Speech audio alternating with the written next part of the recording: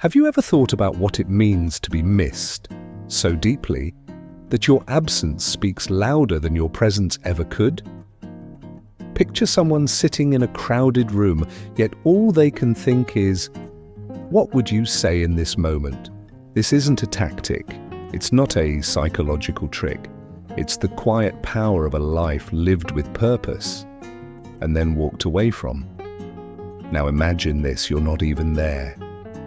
You've said nothing, left no notes, and yet your presence lingers. They hear echoes of your voice in their mind. Replay your conversations. Recall your reactions. Feel your influence in every corner of their thoughts. This isn't about mind games. This is mastery.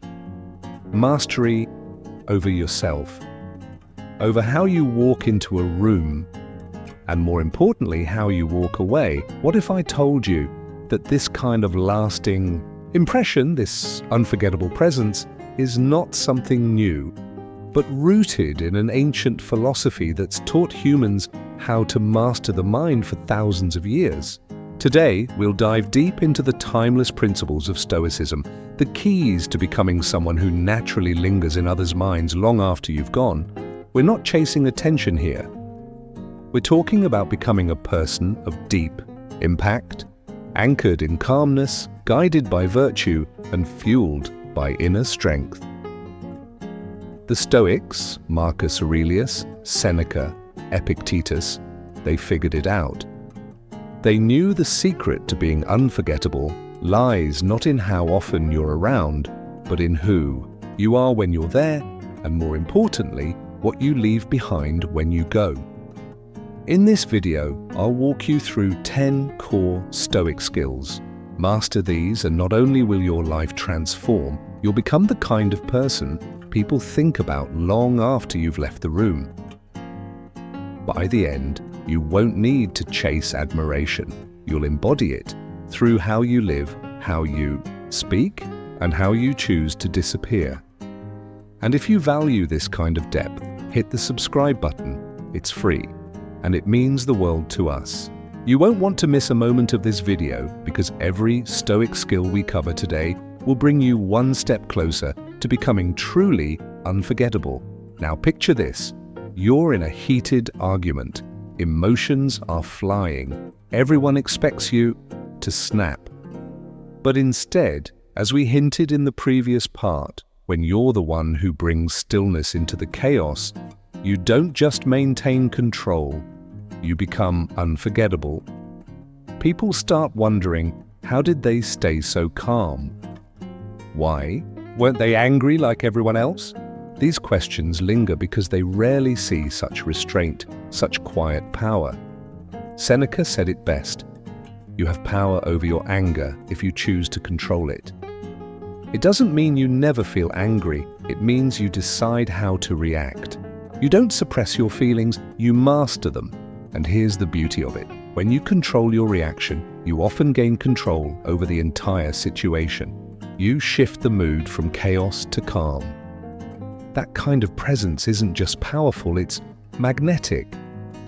People remember the one who stayed composed under pressure, the one who didn't let anger sweep them away, the one who responded with intention, not impulse. They associate you with steadiness, maturity, and discipline, qualities that are becoming rare. Most people are quick to react, quick to anger, quick to let emotions dictate their behavior. But when you're the one who stays grounded, while others unravel, you don't just stand out, you inspire. Not by controlling others, but by mastering yourself. Let's be honest. We all face moments where staying calm feels impossible. A tough day at work, an argument at home, a stressful commute. But that's exactly when emotional control matters most. Self-control is like a muscle. The more you train it, the stronger it becomes. So next time frustration builds up, pause, take a breath, and remember, you always have a choice. You can react, or you can respond. And when you choose to respond with calmness, you're not only shifting how you feel, you're reshaping how others perceive you. Whether at work, in a relationship, or just dealing with life, people notice. They admire the one who keeps their composure. They remember the one who remains poised when others lose it. That's what makes you memorable, because you stand tall in a world where most people follow their emotions instead of leading them. And here's the real reward. Self-control doesn't just improve your image, it brings you peace. When you're no longer a slave to your feelings, you feel more grounded, more centered. You're not shaken by every little disruption. You're anchored. And that strength doesn't just stay inside, it shines through in everything you do. When we talk about rational decision-making, we often think of numbers, logic, or emotionless choices. But Stoicism teaches something much deeper.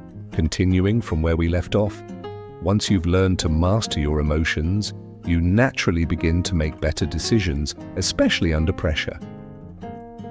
Because Stoicism isn't just about staying calm, it's about thinking clearly. It's about making choices with intention, not impulse. And when you consistently show up as someone who makes thoughtful decisions, you stand out. People remember your clarity, your ability to see the big picture, and your calm, deliberate approach. There's a quote by Marcus Aurelius that's always stayed with me. The happiness of your life depends on the quality of your thoughts. Let that sink in. When your thinking is clear, your actions become clear. When your decisions are driven by wisdom instead of emotion, you become the person people trust, the one they turn to when everything else feels chaotic. Picture this. You're at work. A big decision is looming. Everyone around you is panicking, rushing to choose something, anything to relieve the pressure. But you, instead of joining the chaos, take a breath. You step back, weigh the pros and cons, and calmly offer the best course forward. You don't just decide, you decide with reason, and that alone sets you apart.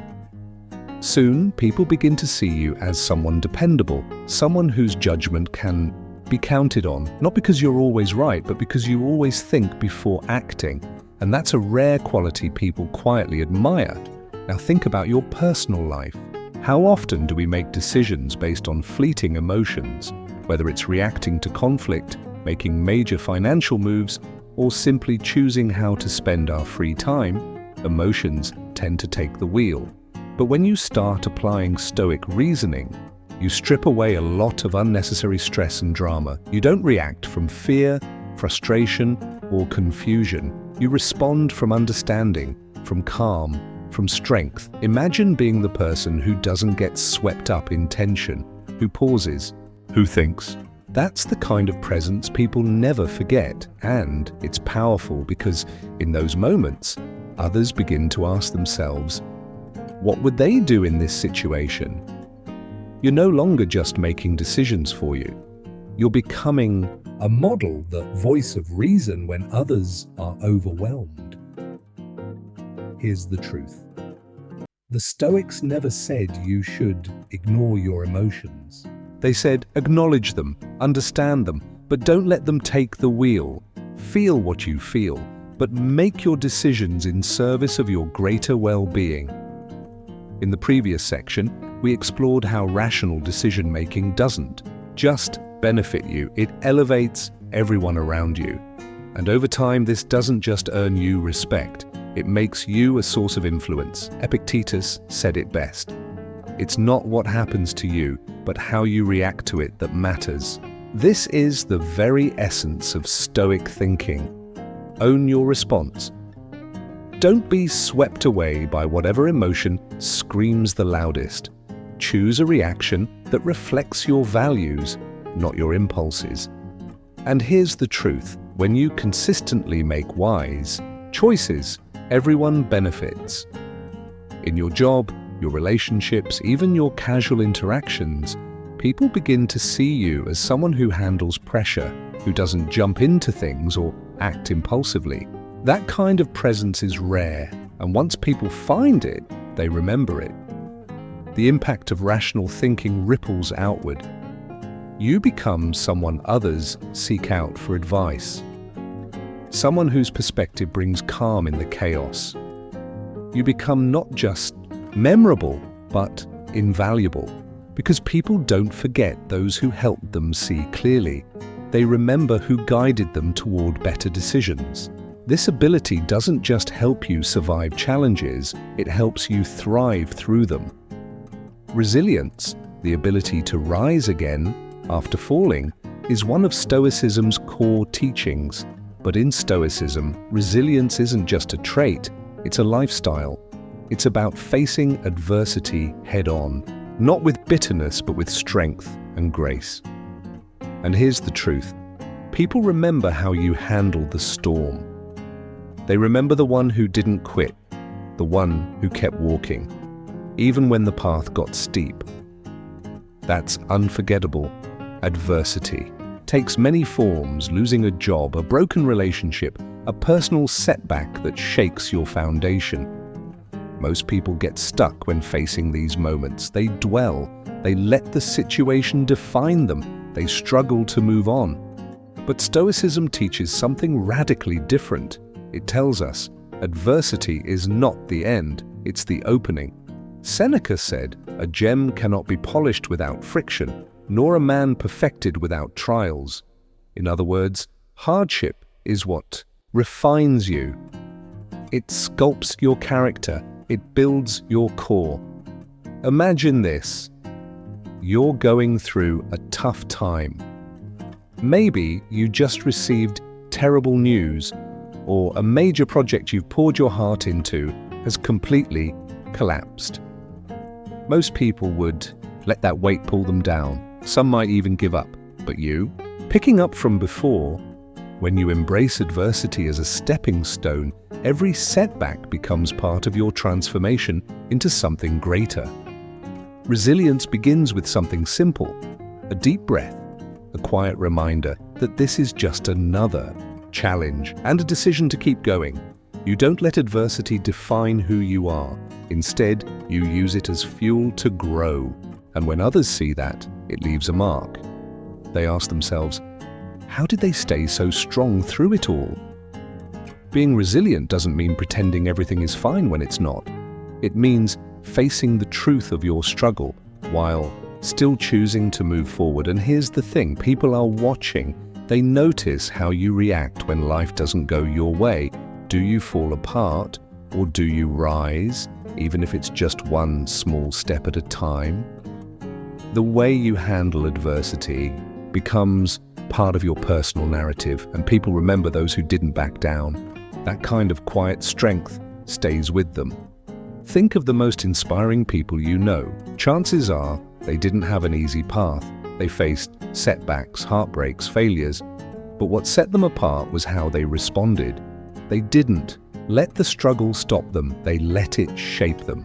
That's Stoic resilience, not just survival, but growing stronger because of what tried to break you. There's a quote from Marcus Aurelius that captures this beautifully. The impediment to action advances action. What stands in the way becomes the way. To the Stoics, obstacles weren't blocks, they were blueprints.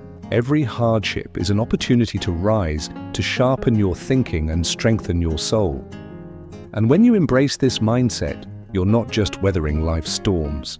You're emerging from them stronger, wiser, and more grounded. People notice this. They start to see you not just as someone who goes through life, but as someone who grows through life. Resilience earns respect. When people see that you can handle adversity with grace, they begin to trust you. They know you won't crumble when things get hard. You become a leader, not because you dominate others, but because you've shown you can stand firm when the ground shakes. And the best part? Resilience is a skill you can build. It's like a muscle. The more you use it, the stronger it becomes. Every challenge offers a choice: be defeated or rise. And each time you choose to grow, you're not only becoming better, you're shaping how others see you. Previously, we explored how resilience makes you unforgettable. But there's another power that leaves just as deep an impression: the ability to be fully present. In a world full of buzzing phones, endless to-do lists, and the relentless race of daily life, the ability to truly be present with someone, mentally, emotionally, and physically, has become a rare gift. When you offer someone your complete attention, you're giving them something that's becoming more and more scarce. And the truth is, they feel it. And more importantly, they remember it. Think back to the last time you had a conversation with someone who wasn't really listening. They glanced at their phone, looked away, or seemed distracted. How did it feel? Probably like your words didn't matter, like you didn't matter. Now imagine the opposite. Someone is fully with you. They look into your eyes, listen to every word, and respond with thought and care. How does that feel? Incredible, right? That's the power of mindful presence.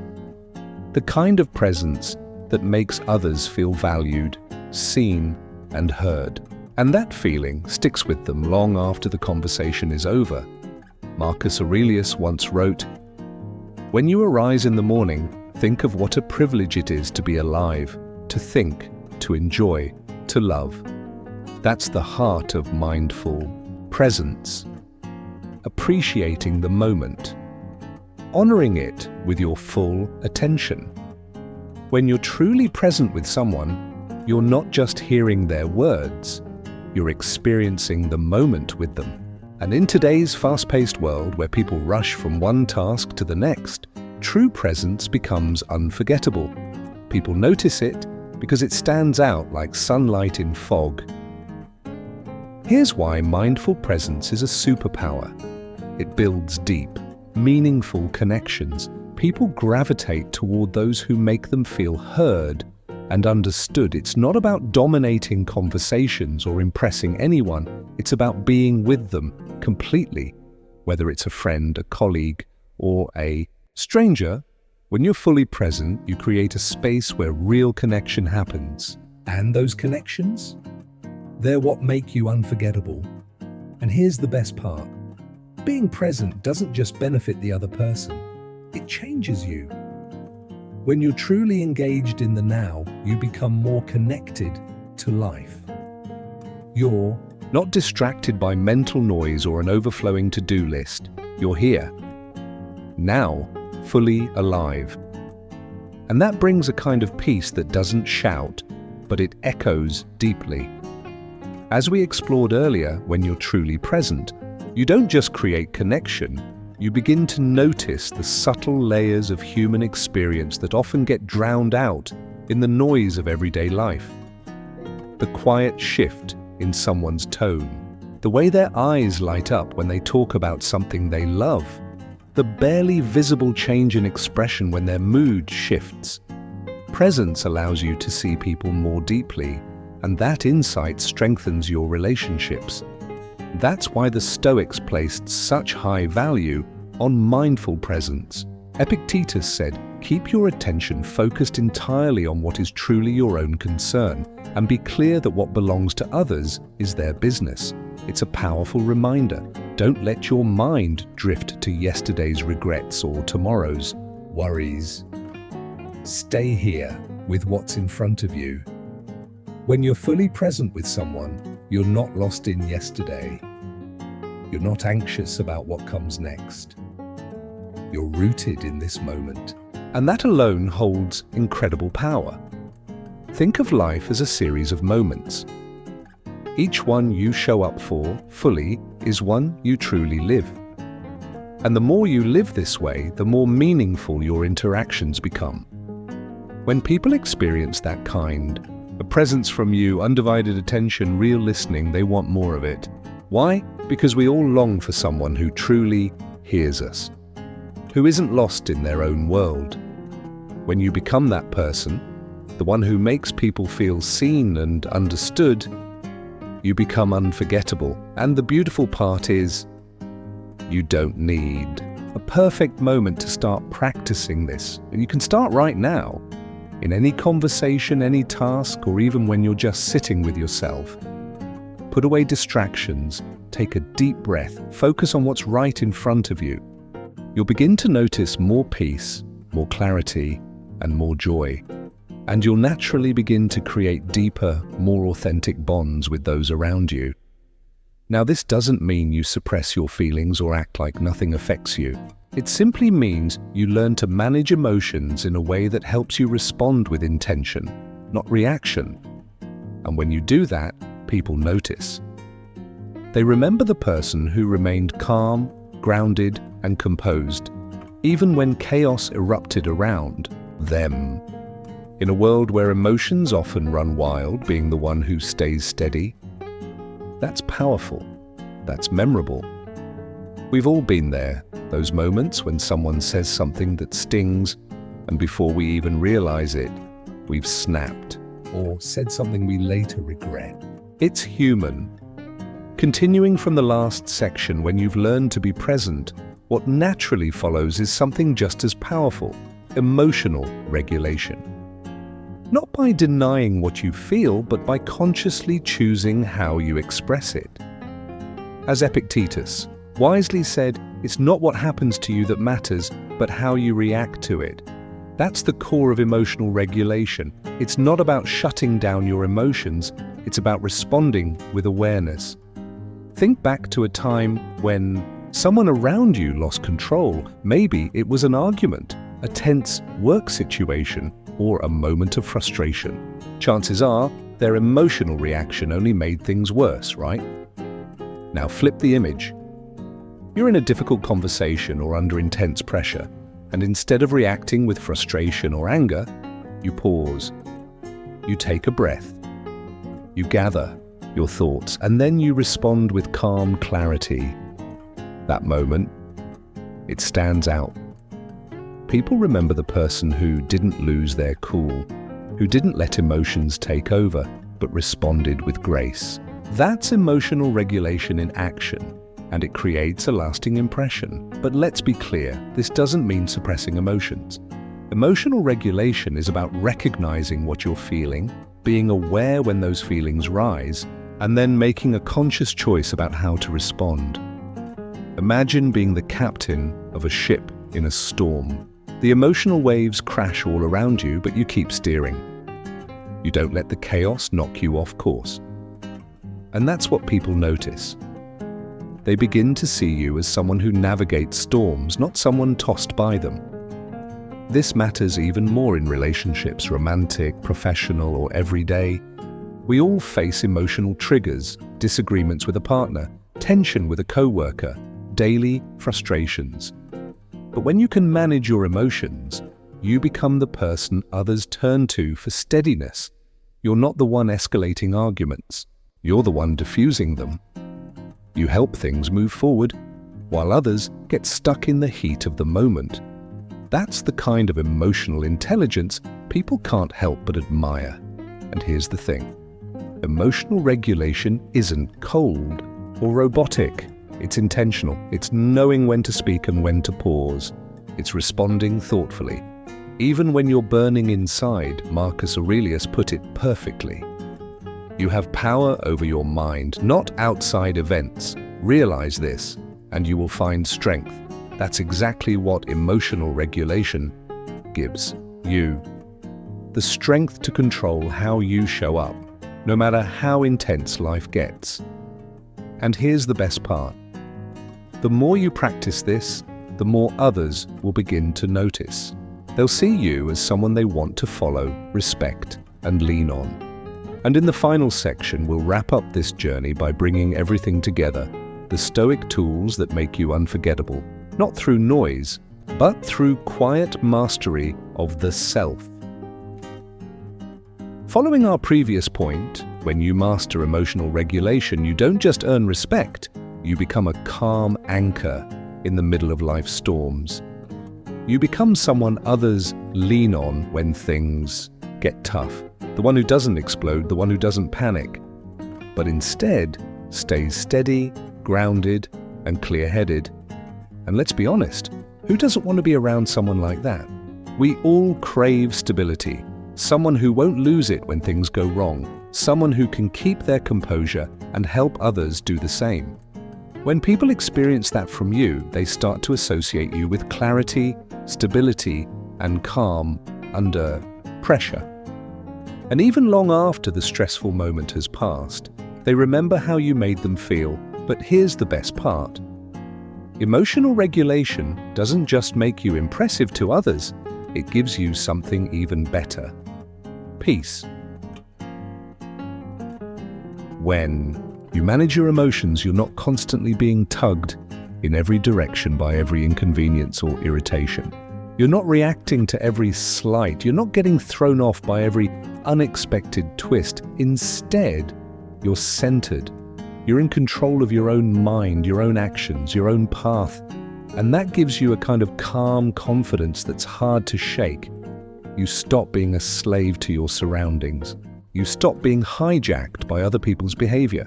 You become the captain of your own emotional state, and people notice. And in the next and final part, we'll bring it all together. How these 10 Stoic principles can turn you into someone unforgettable, not because you're loud, but because your quiet strength speaks louder than words.